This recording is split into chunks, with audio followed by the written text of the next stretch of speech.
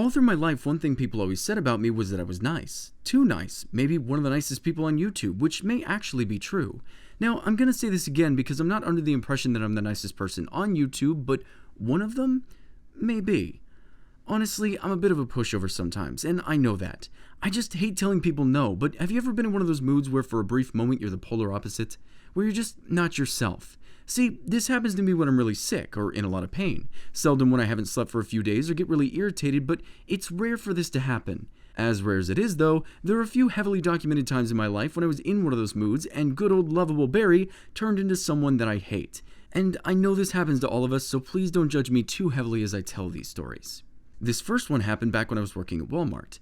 I was kind of having a crappy day as my boss was in the process of trying to pin some chemical spill on me, which would kind of stress me out as she would pull me away from my job and talk to me about something that I didn't recall doing, and then I'd get in trouble for being away from my position.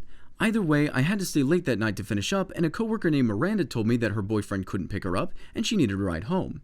Now, Miranda was my friend. I wasn't going to leave her, so I told her that I could do it. Now, this wasn't a very big deal, but the Walmart that I worked at was very far away from my house in one direction, and her house was even further away in the opposite direction. And at the time, I wasn't too good on money, so gas was kind of worrying, but I wasn't going to ask her since she was kind of worse off at the time than I was. I start to take her home, and all of a sudden she says, "Oh, hey, let's stop at Taco Bell along the way. I could really use some food." Now, this wasn't a lot, but combined with my day, her asking for a ride, and now me having to stop for food, this was kind of getting annoying. Plus, our shifts were from 2 to 11, so I just wanted to get home and sleep, but whatever. I'm a pushover, remember? We get up to the Taco Bell order box, and the guy says, "Good afternoon, welcome to Taco Bell. What can I get started for you today?" To which I briskly reply, "It's night." And I said it just like that. The guy kind of paused for a minute and seemed a little upset, which I probably would have been too, and replied, "I'm sorry, sir. Good evening. What can I get started for you?" Miranda orders, we roll the window up, and as soon as nobody can hear anything inside the car, she punches me and says, "What the hell, dude? Do you want him to spit in my food?" I felt so bad, and if you've ever been in this situation, you probably know that you don't mean to come off this way. I was just in a crappy mood, and my tone slipped, and I sincerely did feel awful for doing that. Miranda got her food and was very afraid to eat it. To be honest, I would have bet that that food was tainted somehow. This next one happened a few months later. See, my grandmother was feeling very ill, so we had to make a trip to Kansas to visit her. Well, we had to travel via plane, which I had flown on once before when I was 10. Now, a lot of you guys know already that I suffer from motion sickness, but at the time, my cocky self figured I'd be more than alright on a plane, so I did not take any motion sickness pills before takeoff. Well, I get sat next to this kind old lady and she starts a conversation. She's telling me about her husband and how she grew up a car girl. She asked me if I like cars, and this was just before the plane took off, so I was happily engaging in conversation. Then the plane takes off. Instantly, I do not feel good. My head starts to spin, my stomach tightens up, and I know that if I tried talking with her, I'd be in trouble. But I didn't want to be rude, so eventually I just started answering all her questions with a curt yes. It didn't matter what she asked me either, it was just yes. Are you going to college? Yes. Do you have a girlfriend? Yes. Is she pretty? Yes. And I'm not even kidding, it was that bland. Eventually, she just told me stories about her husband until we hit a very bumpy landing and I threw up. She apologized to me, saying that she never would have tried talking with me so much had she known that I was sick, but it wasn't her fault. And I bet you were thinking that she was gonna get it from me. Mean old Barry was gonna show his ugly self, huh? Nope. Even worse. I took my pain on someone who didn't even deserve it in the slightest. So a few hours go by and I'm feeling awful. See, motion sickness doesn't just go away. Even after you puke, your head still spins and you feel sick, so I was unhappy, but I was still starting to get hungry, so my mother took us to this burger place. We step inside and right in front of us is this older lady with dyed purple hair. Now I need to say that her hair looked awesome. Dyeing my hair was something that I wanted to do at the time, but I was so lost from being sick and dizzy that I started being rude, and it was uncalled for. I actually don't even remember doing this, I was so sick, but my mother told me that she wanted to kill me right then and there. Apparently I started off saying something like, if I were to dye my hair, I'd do something ridiculous like purple. Why not go all out, right? I mean, it looks unprofessional, but who cares? This is when my mother bumped me to shut up. See, this lady was right in front of us, and I was being loud. Apparently, I didn't even register that my mother had hit me, because I just kept on talking. I don't think I would ever dye my hair if I was older, though. I don't think that would look very good, but then again, your hair's already white, so you don't have to bleach it. Somehow, my mother was able to shut me up, but the lady in front of us was hurt. I cringed so hard for saying any of that, because honestly, I don't remember any of it. There's just no way to justify that, and if I could go back in time and find myself, I would punch myself for it, because her hair was cool, and I was just jealous. Now, as these go on, they don't get worse, but they don't necessarily get better either. See, these don't happen very often, they're actually very rare, and this next one happened a few years later. I was working at Falcon and it was time for a haircut. I like my long hair, but it starts to look like crap when it gets really long, especially with these sorry excuses for sideburns. Anyway, my coworkers asked where I'm going to go cut my hair, and I told them that I had no idea. Supercuts maybe?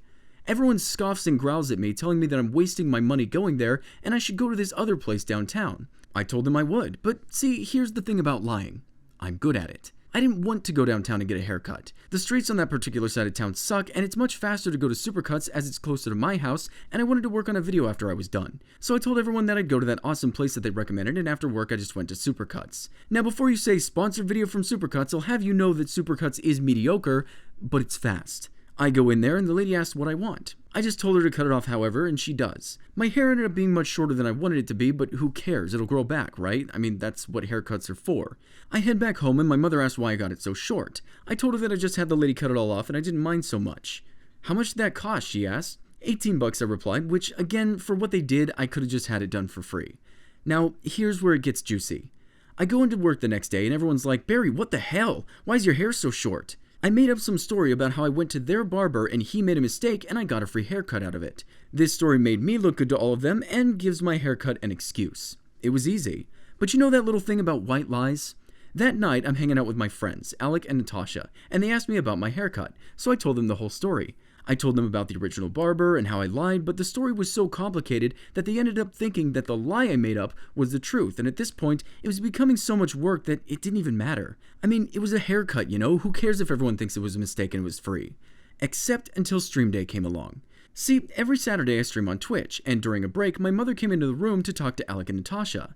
They started talking about my hair when Natasha blurts out, "Oh well, at least it was free." My mother stops for a moment and asks, "Free? I thought you paid for it." This is when Natasha tells the story that she thinks happened, and now I've lied to everyone.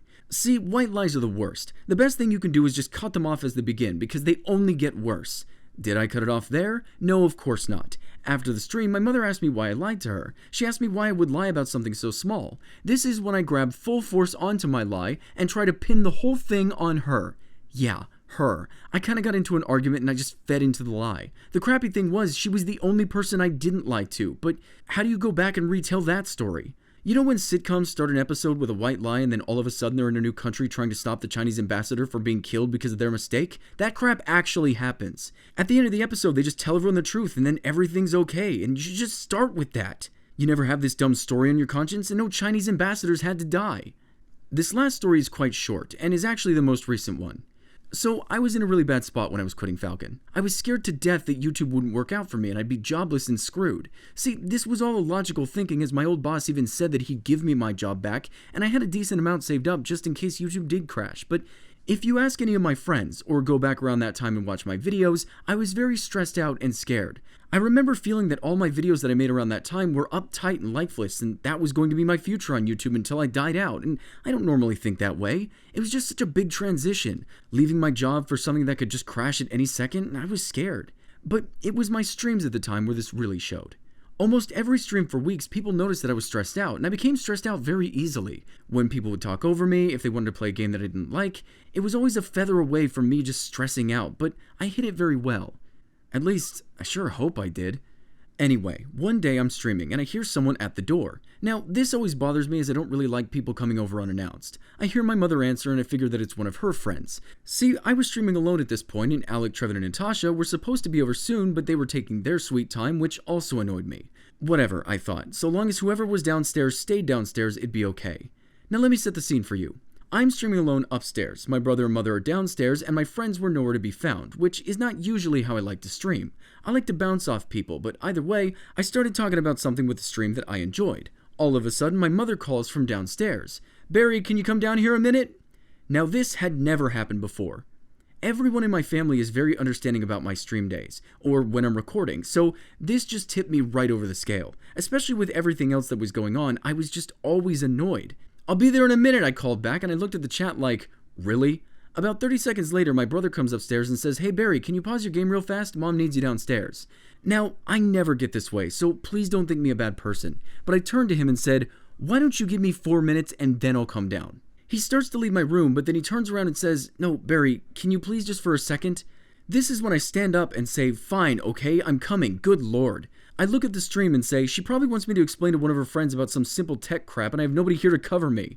I'll be right back, guys, I just gotta figure out what she wants. I head downstairs muttering some stuff with Dev when I turn the corner into the kitchen.